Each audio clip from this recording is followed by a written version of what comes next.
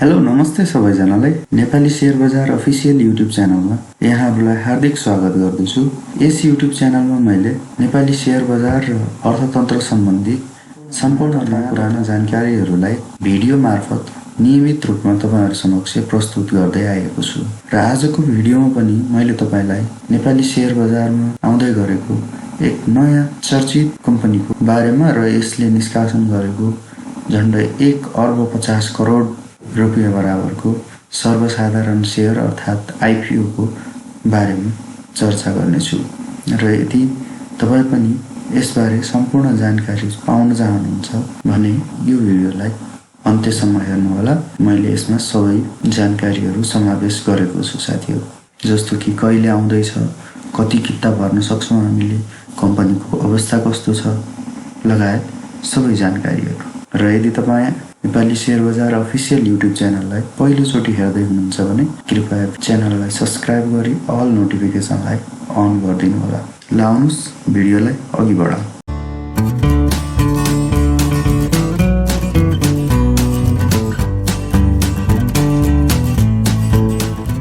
हजुर, मध्य भोटेकोशी जलविद्युत company limited रहेको छ, जसले मैले यसअघि तपाईलाई भने जस्तो 1 अर्ब 50 करोड रुपैयाँ बराबरको आईपीओ निष्कासन गर्दैछ र यसका बारेमा मैले तपाईलाई अब जानकारी दिन गइरहेको छु। कृपया भिडियोलाई नछुटाइकन हेर्नुहोला।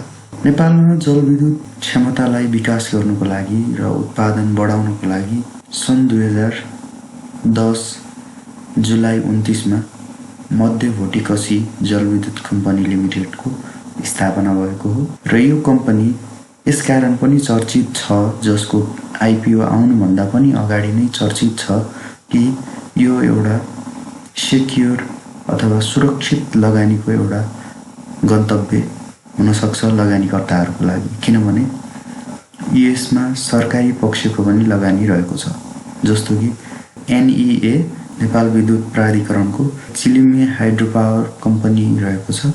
एकदमै राम्रो परफर्मेन्स गरिरहेको छ हाइड्रो पावर सेक्टरमा नेपाली शेयर बजारमा। उक्त कम्पनीले मध्य भोटेकोशी जलविद्युत कम्पनी लिमिटेडमा 37% आफ्नो शेयर होल्ड गरेको छ, अर्थात् मध्य भोटेकोशी जलविद्युत company limited Chilime hydro power company लिमिटेडको सहायक कम्पनी रहेको छ। 10% शेयर नेपाल विद्युत प्राधिकरणको रहेको छ र यस कम्पनीले मध्य भोटेकोशी जलविद्युत आयोजना नामको एउटा आयोजना निर्माण गरिरहेको छ, जुन चाहिँ भोटेकोशी रिभरमा अवस्थित रहेको छ र यो चाहिँ सिन्धुपाल्चोक जिल्लामा पर्ने गर्दछ।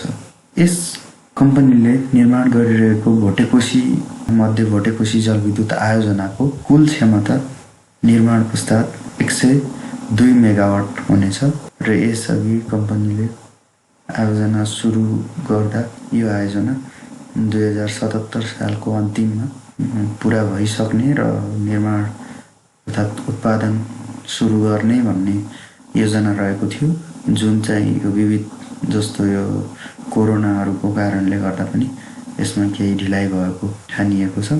यो हुन सकेको छैन र कम्पनीले यही आर्थिक वर्ष 78 को दशैंभित्र अर्थात् 78 को प्रथम त्रैमासिक भित्र यसले उत्पादन गर्न थाल्ने भनिएको छ नयाँ प्रस्तावित मितिमा। मध्य भोटेकोशी जलविद्युत कम्पनी लिमिटेडको अब हामी शेयर क्यापिटल र यसको पेड अप क्यापिटलको कुरा गरौँ।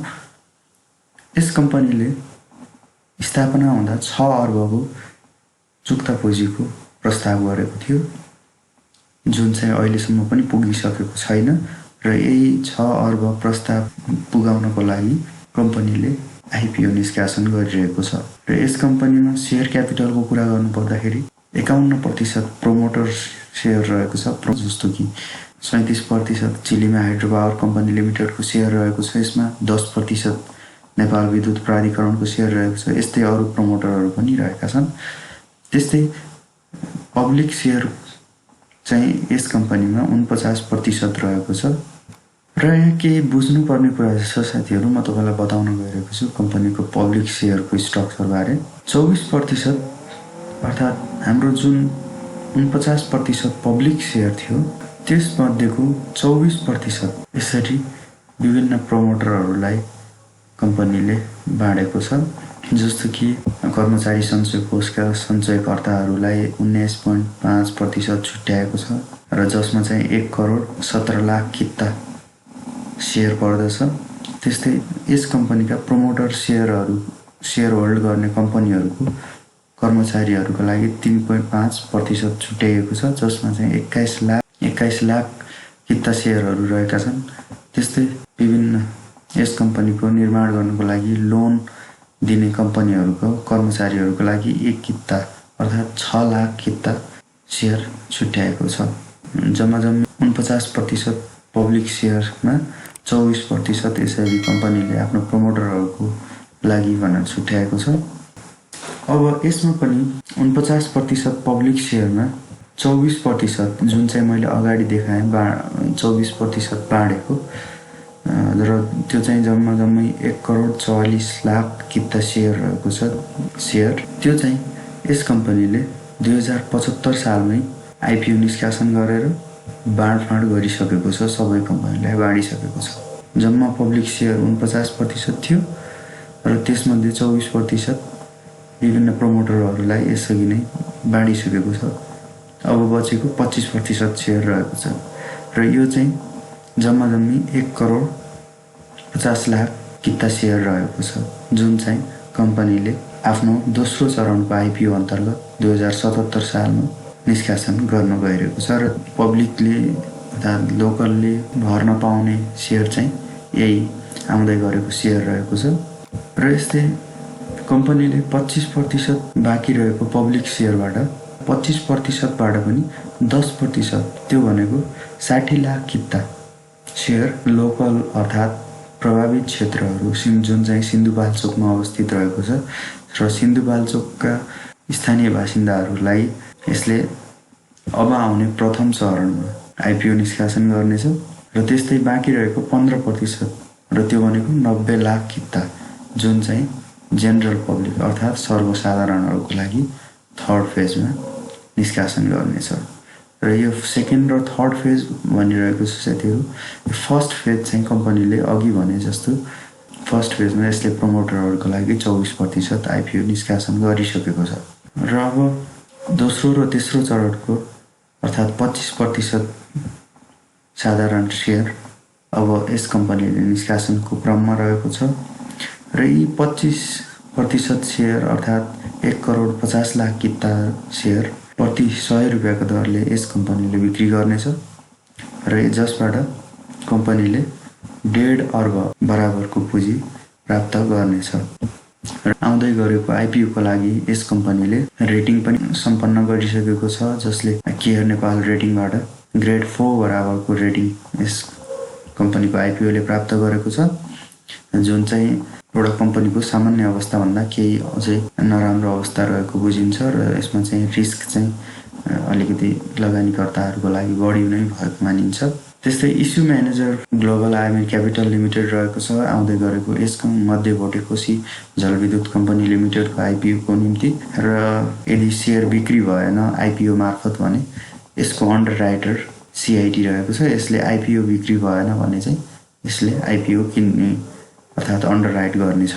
कम्पनीले यसअघि नै सेभन अर्थात् नेपाल धितोपत्र बोर्डमा यसले आइपिओ निष्कासन गर्नको लागि निवेदन दिइसकेको छ र केही समय अगाडिको अपडेट अनुसार नेपाल धितोपत्र बोर्डले पनि यस कम्पनीको आइपिओलाई पाइपलाइनमा समावेश गरिसकेको छ आफ्नो, र यो चाहिँ छिट्टै आइपिओ निष्कासन गर्नको लागि अनुमति प्राप्त गर्नेछ यस कम्पनीको आइपिओले। र कम्पनीले पछिल्लो आफ्नो 13औं वार्षिक साधारण सभा यही गएको पौष 13 गते सम्पन्न गरिसकेको छ। यस सभामा आइपिओ बिक्री गर्ने निष्कासन गर्ने सम्बन्धमा पनि केही विविध रूपमा छलफल पनि भएका छन्।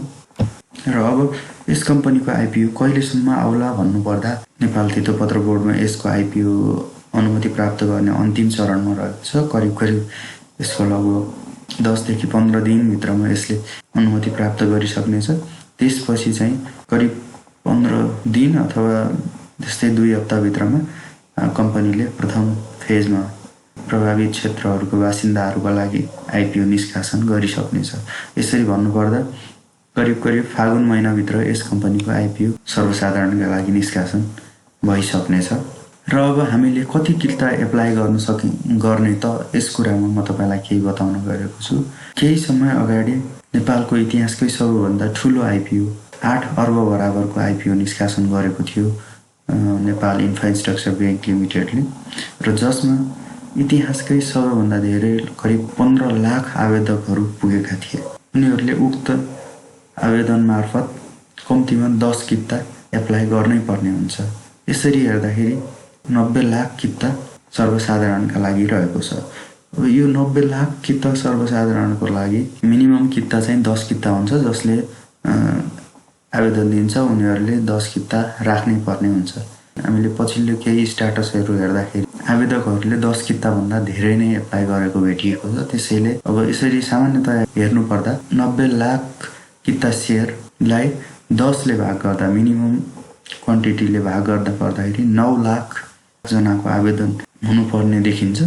तर बजारमा हेर्नुपर्दा लगभग 15 लाखभन्दा बढीको डिम्याट ओपन भइसकेको छ, डिम्याट खाता सञ्चालन भइसकेको छ। त्यसैले तपाईँले 10 किताभन्दा बढी एप्लाई त नगर्दा नै हुन्छ। बरु तपाईँले आफ्नो आफन्तहरूको एकाउन्ट, डिम्याट एकाउन्टबाट एप्लाई गर्नुहोस् 10 किता। तर एउटै डिम्याट एकाउन्टबाट म्याक्सिमम 20 किताभन्दा बढी एप्लाई नगर्नुहोस्, किनभने यसले तपाईँको ब्याङ्कमा यता इन्ट्रेस्ट पनि हुँदैन र पछि तपाईँलाई त्योभन्दा बढी पर्दा पनि पर्दैन। त्यही भएर एउटै डिम्याट एकाउन्टबाट धेरै किता एप्लाई गर्नुभन्दा तपाईँले धेरै डिम्याटहरूबाट एप्लाई गर्नुहोस्। बरु त्यसमा चाहिँ धेरै आइपिओहरू पार्न सक्ने सम्भावना रहन्छ।